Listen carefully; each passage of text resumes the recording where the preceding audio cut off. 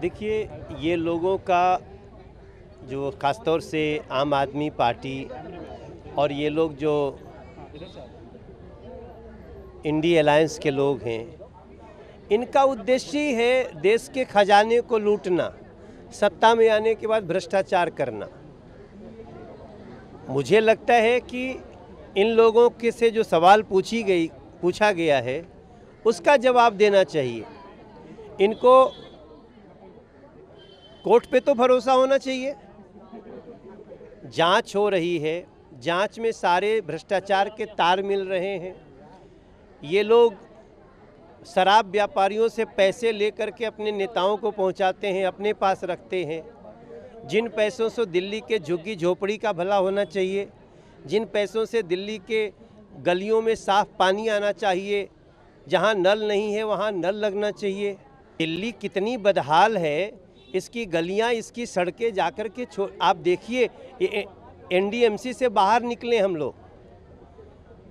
वो करने की बजाय इन लोगों को खजाने को लूटना है।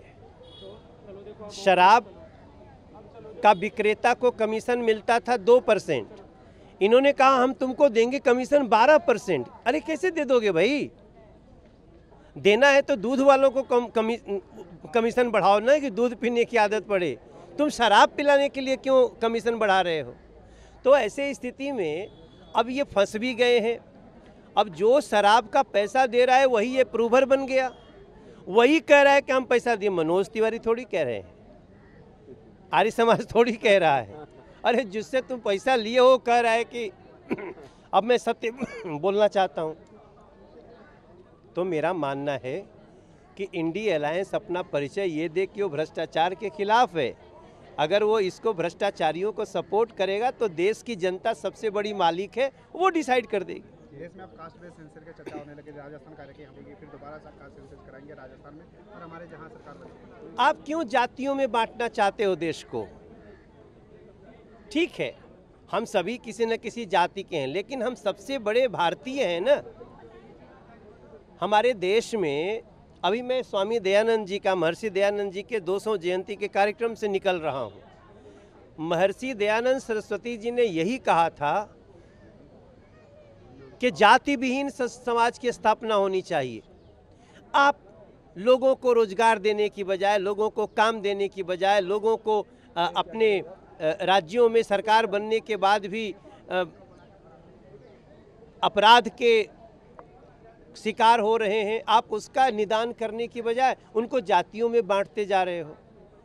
नीतीश कुमार जी 15 साल से 20 साल से मुख्यमंत्री हैं, क्या इतने समय अब उनको जाति की याद आ रही है? क्यों? तो ये देश की जनता ये बहुत समझदार है और डिसाइड करे। एक आखिरी सवाल, जिस तरह से बीजेपी की स्थिति थी, इसको मोदी जी ने खत्म किया आने के बाद। देखिए, कुछ बातें हमसे मत कहलवाइए, कुछ बातें जनता को कहने दीजिए। हम अपने मुँह मियाँ बिट्ठू नहीं बनना चाहते हैं।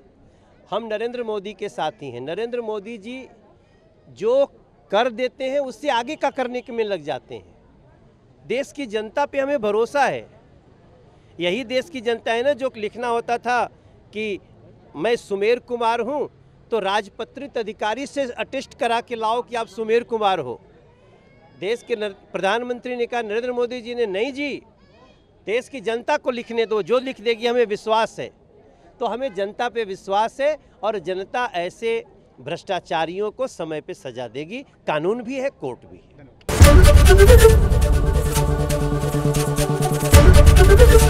एबीपी गंगा, खबर आपकी, जुबान आपकी।